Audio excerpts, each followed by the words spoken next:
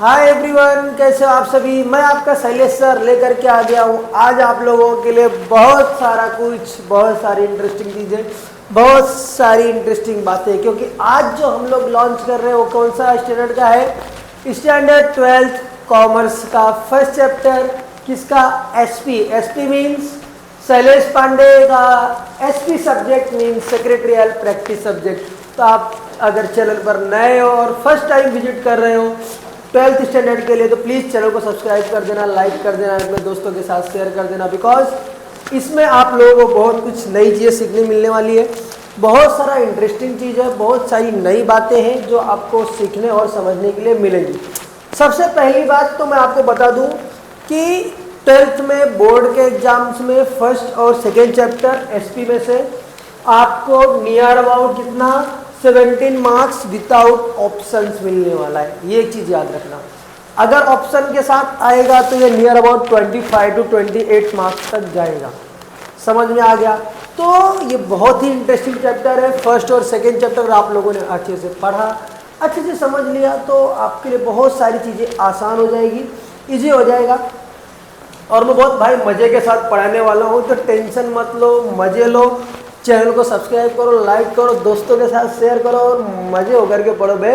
डरने का नहीं। क्यों? डर के आगे जीत है। ठीक है? जीत मतलब विश्व जीत। हाँ, विश्व को जीतने का तरीका। तो देखो, सबसे पहली चीज़ याद रखो, इसके अंदर क्या है? Corporate finance. फाइनेंस मीन्स पैसा। आज के टाइम पे किसको क्या चाहिए? सबको पैसा। आपको भी पैसा चाहिए, मुझको भी पैसा चाहिए। मजाक कर रहा हूँ, टेंशन मत लो। ठीक है? तो corporate finance deal with primarily with the acquisition and use of capital by business corporation. What is the corporate? Corporate की एक प्रकार से क्या होता है? कोई तो कंपनी, कोई तो बिजनेस। ठीक है? तो ये क्या है? एक कंपनी है। किसी भी कंपनी को चलने के लिए, चलाने के लिए किसकी जरूरत होती है? फाइनेंस की जरूरत होती है, पैसे की जरूरत होती है यार। तो corporate finance deal with primarily with the acquired and use एक्विजन। एक्विजन क्या करती है? वो अरेंज करती है। क्या करती है? अरेंज करेगी। क्या करेगी? अरेंज करेगी। और उस कैपिटल को, capital means money, money means पैसा, by business corporation. Business corporation मतलब कोई भी कंपनी, कोई भी प्राइवेट लिमिटेड। जैसे कि समझ लो हम लोग एसपी सब्जेक्ट पढ़ रहे हैं ना, तो SP private limited. Private limited लग गया तो समझ लेगा वो क्या है? कोई तो बिजनेस कॉर्पोरेशन है। ठीक है? अब ये भाई कौन है? हमारे हेनरी हॉगलैंड, इन्होंने इसको डिफाइन किया है। ये एक चीज़ याद रखना। ठीक है? बहुत ही इजी वे में लेके चलने वाला हूँ, बहुत ही मज़ा आने वाला है। तो बस लास्ट तक सुनो, लास्ट तक वीडियो देखो और बस नोट्स बनाते चलो। और आराम से बोर्ड का जो अपना 17 मार्क्स है फर्स्ट और सेकंड चैप्टर से अपनी जेब में डालो, लेके सीधा घर पे निकलने का। क्या?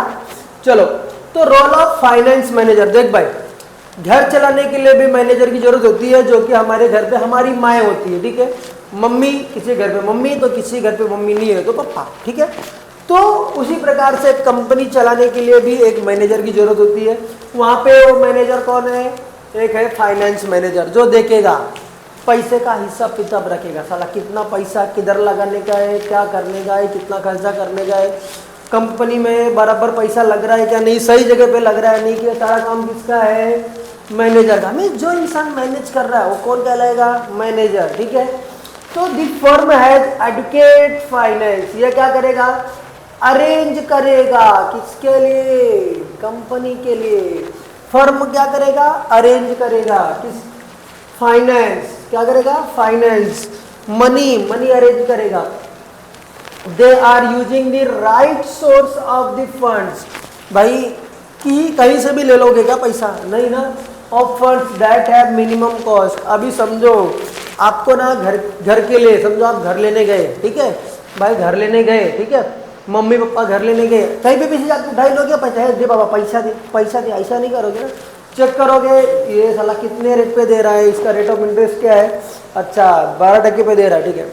तू कितने टके पे दे रहा है भाई? 10% पे दे रहा है। तू होम लोन कितना दे रहा है? 8%। सामने वाला कहीं से कोई मिल गया 7%, कोई अपने जान पहचान का मिल गया तो 4% पे दे। भाई बोला काम करो, तुम ले लो मेरे से 20 लाख रुपया, मुझे ना कुछ दिनों बाद वापस कर देना, 2 साल में वापस कर देना।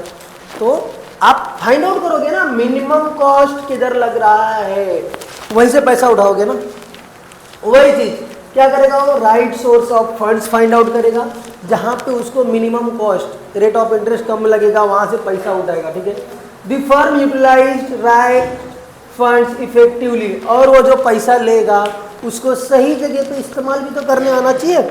चला तुमने पैसा तो लिया, चले गए, चल आज दोस्तों के साथ पार्टी, चल भाई नए होटल खुला है उधर जाके मस्त खाना पीना खाएंगे, ऐसा नहीं। कंपनी के लिए लिया है, किसी अच्छी चीज़ के लिए पैसा अगर लिया गया है तो उसको सही जगह पे क्या करना है, हमको यूज भी करना है। They are generating maximum returns to its owner. अब आपको जिसने पैसा दिया है उसको आप बोलोगे भाई काम करो, मुझको ना 2 साल के लिए 5 लाख 20 लाख रुपया दे दो, ठीक है, मैं आपको 2 साल बाद इतना दूंगा। तो उसके लिए आपको क्या करना पड़ेगा, मैक्सिमम रिटर्न्स यूटिलाइज करना पड़ेगा, जनरेट करना पड़ेगा। जनरेट करोगे ज़्यादा से ज़्यादा उसको, अगर आप रिटर्न दोगे तो ही कोई इंसान पैसा लगाएगा। जैसे कि शेयर होल्डर्स होता है, ठीक है, हर कंपनी में शेयर होल्डर्स होते हैं, ठीक है। अगर उन शेयर होल्डर्स को एक हम लोग मैक्सिमम रिटर्न कोई कंपनी नहीं देगी, कोई भी प्राइवेट लिमिटेड कंपनी अगर मैक्सिमम रिटर्न नहीं दे रही है तो क्या करेगा भाई, वो बोलेगा भाई राम राम तेरा कंपनी तू रख, मैं मेरा शेयर लेके चल रहा है, ठीक है। तो ये चीज़ याद रखना, मैक्सिमम रिटर्न्स देने के भी जो व्यवस्था होती है, जो उसका दिमाग चाहिए सामने वाले मैनेजर का, वो ओनर्स के लिए मैक्सिमम रिटर्न्स कहाँ से आएगा वो उसको सोचना है, ठीक है। चलो ये 2 पॉइंट समझ में आ गया। अब थर्ड पॉइंट की तरफ बढ़ते हैं, डिसीजन मेकिंग। अब जब इतना व्यवस्था हो गया तो देखो 2 चीज़ें होती है, एक तो होता है फाइनेंसिंग डिसीजन और एक होता है इन्वेस्टमेंट डिसीजन। पैसा लाना और पैसे को सही जगह लगाना दोनों बहुत ज़रूरी है। आपके पास पैसा है लेकिन गलत जगह लगा रहे हो तो पैसा नहीं आएगा। तो पैसा होना और पैसे का सही यूज होना दोनों बहुत ज़रूरी है। Where will money come from, where will money come from, पैसा कहाँ से आएगा, देन क्या बन रहा है, where will money be use, पैसा कहाँ से आएगा और पैसा किधर को यूज होने वाला है, दोनों चीज़ इंपॉर्टेंट है, ठीक है। Where and how to raise fund for business, कहाँ से, वेयर एंड हाउ, कहाँ से और कैसे फंड्स हम लोग बिजनेस के लिए ले सकते हैं, and how to invest funds raised by the business, और उस बिजनेस में पैसे को कहाँ कैसे यूज कर सकते हैं, दोनों भी चीज़ें जरूरी है। Maintain of debit plus equity, equity means ये चीज़ याद रखना, ये हमारे होते हैं शेयर होल्डर, ठीक है। इक्विटी का मतलब क्या होता है, हमारे जो शेयर होल्डर्स होते हैं। भाई देखो, अगर आप कम इंटरेस्ट पे पैसा दोगे तो आप अपने शेयर होल्डर्स को पैसा ज़्यादा बेनिफिट कहाँ से दे पाओगे, उनको तो बेनिफिट चाहिए ना, बेनिफिट नहीं दे पाओगे तो कोई भी आपके पास टिकेगा क्या, कोई आपके लिए काम करेगा, कोई आपके लिए पैसा लगाएगा, नहीं लगाएगा आपकी कंपनी पैसा। तो ये इक्विटी वाला जो पर्सन है, जो शेयर होल्डर है, इसको क्या है, मैक्सिमम रिटर्न देना है, उसके लिए आपको मेंटेन रखना है। अगर आप ही लॉस में चल रहे हो तो सामने वाले को बेनिफिट कैसे दोगे, तो खुद का भला हो दूसरे का भी भला हो, ऐसा सोच के चल लेगा। समझ में आया। और इसी को क्या कहते हैं, कैपिटल बजट। बराबर है, आपका बजट बराबर बना रहेगा तो आप बेनिफिट पे रहोगे, आप बेनिफिट में रहोगे तो आपका जो शेयर होल्डर है वो भी बेनिफिट में रहेगा, तो दोनों खुश, तू भी खुश मैं भी खुश, दोनों खुश। क्या बोल रहे पब्लिक, समझ में आ रहा है ना। चलो ठीक है। अब देखो डिसीजन किस चीज का, इक्वल्स टू अरेंज फंड्स, ठीक है। अरेंज फंड्स, ये आपका डिसीजन लेना है कि फंड्स कहाँ से अरेंज होगा और कैसे अरेंज होगा। और एक और डिसीजन लेना होता है कि फंड को यूज कैसे करना है या उसका यूज कैसे होना चाहिए। दोनों भी डिसीजन आपको ही लेना है या ये फाइनेंस मैनेजर हमारा लेगा, ठीक है। देन अब ये फंड्स आने का सोर्स कौन कौन है, सिंपल सी चीज़ है, या तो शेयर होल्डर्स आपको शेयर वाले देंगे, या तो जाओ बैंक के पास, तेरे बाबा ये देवा मेरे को दे रे बाबा 10% पे लोन दे दे या 5% पे लोन दे दे, तो ये लोन से मिलेगा या तो शेयर से मिलेगा। और इस पैसे का यूज कहाँ पे करोगे आप, नए प्रोजेक्ट्स में। जैसे कहीं पे समझो बिल्डिंग बन रही है तो बिल्डर्स क्या करेगा, जाएगा अपना कोई फ्रेंड रहेगा उसको बोलेगा भाई काम कर, मुझको ना 20% चाहिए पैसा अब मेरे पास 80 लाख है, समझो 1 CR का प्रोजेक्ट है। कितने का? 1 CR का प्रोजेक्ट है और उसके पास 80 लाख है, 20 लाख कम पड़ रहे। तो दोस्त को बोला यार मेरे को 20 लाख दे दे, मैं ना तुझे 20% का शेयर देता हूँ मेरे बिल्डिंग में। तो दोस्त बोला ठीक है चलेगा। तो ये क्या किया, ये पैसे को इधर यूज किया, किसमें? उसके प्रोजेक्ट्स में, या कुछ सामान खरीद रहा है, मशीन्स वगैरह का पार्ट्स वगैरह, कोई एसेट्स। तो वो अभी 20% का क्या शेयर होल्डर बन गया उसका फ्रेंड। क्यों? इसके पास 80 लाख ही था, 20 लाख रुपया कम पड़ रहा था 1 CR में। 1 CR का प्रोजेक्ट था, तो न्यू प्रोजेक्ट्स में उसने पैसा लगाया, 20% का उसको पार्टनर बना लिया, दोनों का भला हो गया। समझ में आया? इस प्रकार से काम करना है। अब देखो नेक्स्ट, कॉर्पोरेट फाइनेंस में इंपॉर्टेंस क्या क्या है? Help in decision making. Decision making आपको आना चाहिए। कैसे? Depends on available of funds. ठीक है, अगर आपके पास पैसा अवेलेबल है तो ही आप कोई भी चीज डिसीजन ले सकते हो, मुझे काम करना है या नहीं करना है। अगर फंड अवेलेबल है तो ही क्या मिलेगा? ग्रीन सिग्नल, कि हाँ भाई पैसा अवेलेबल है, काम चालू कर। पैसा नहीं है, रेड सिग्नल, काम बंद, कोई भी काम रहेगा। चला घर का भी काम बंद हो जाता है, अगर पैसा नहीं है तो सारा काम बंद। ठीक है, पैसा नहीं है सारा काम बंद। समझ में आया? तो एक चीज याद रखना, पैसा अवेलेबल होना चाहिए फंड, और ग्रीन सिग्नल तभी मिलेगा जब भी फंड अवेलेबल होगा। Helps in rising Capitals, start a new venture. ठीक है, अगर आपके पास कैपिटल है तो आप क्या करोगे? सबसे पहला कोई भी नई चीज शुरुआत करोगे। नई चीज शुरुआत करने के लिए क्या करोगे?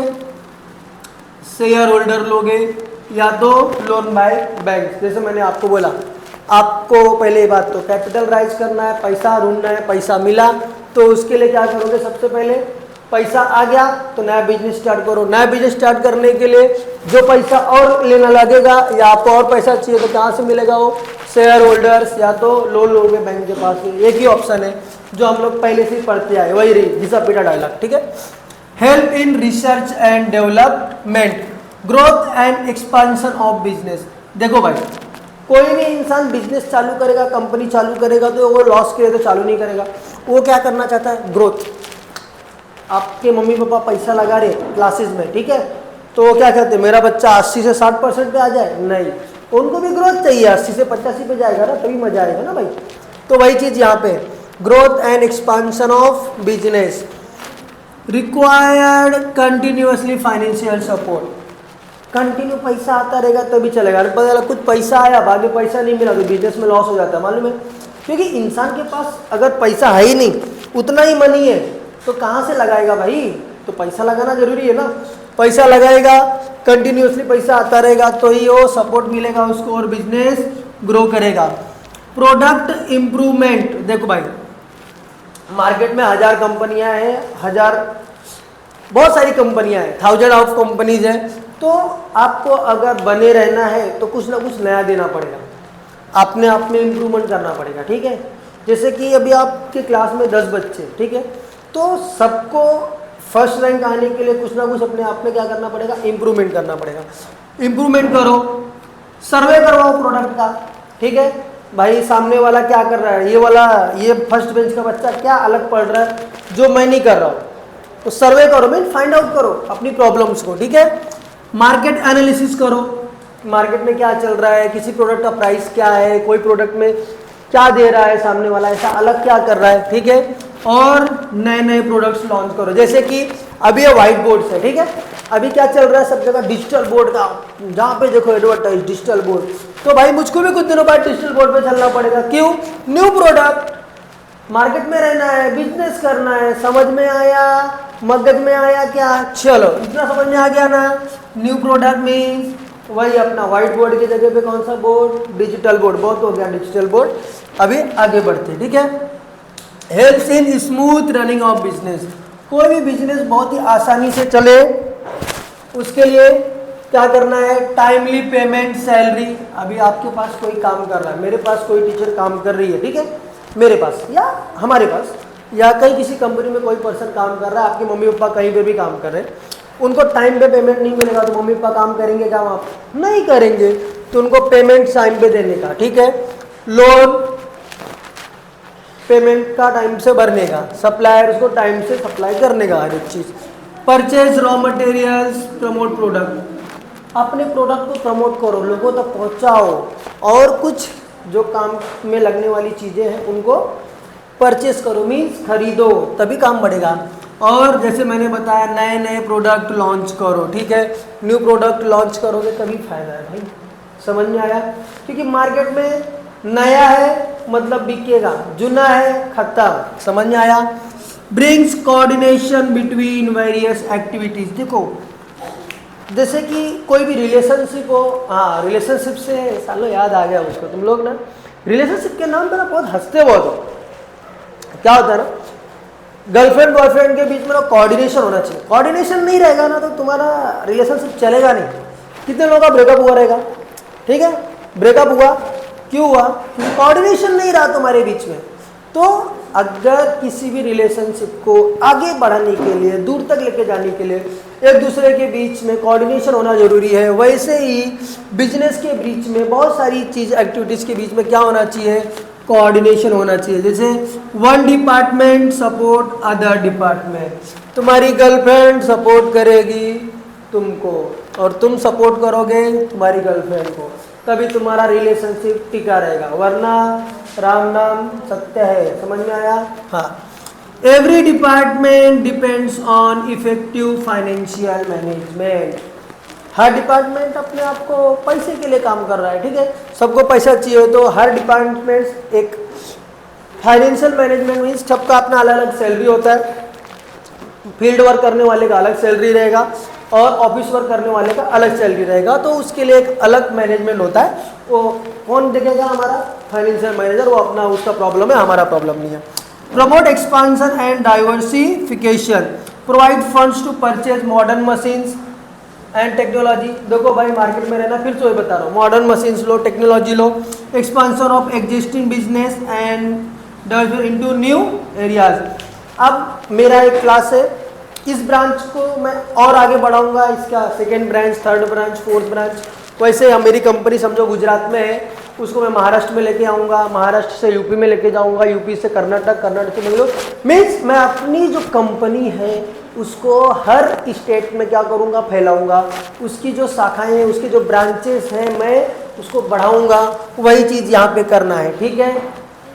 Managing risk. देखो भाई जिंदगी में रिवार्ड चाहिए तो रिस्क तो उठाना पड़ेगा, ठीक है? Such as fall in sales, ऐसा नहीं है कि आप पैसा ही पैसा कमाओगे, कभी आप नीचे नहीं जाओगे, होगा। अगर आज आप सक्सेस हो रहे हो तो कल फेलियर होगा। Failure is a first step of success और success is the first step of failure. याद रखना दोनों भी चीजें, ठीक है? तो अगर आज आप जीते हो तो कल गिरोगे ही, तो सेल्स कभी डाउन होगा आपका, कभी कोई आपका वर्कर रहेगा जो स्ट्राइक पे चला जाएगा। Provide financials aid into face uncertainties, replace old assets, पुरानी मशीनों को चेंज कर दो, divide into shares, pay introduction to bank, ठीक है? इंटरेस्ट पे करना है अपने आप को, बैंक को।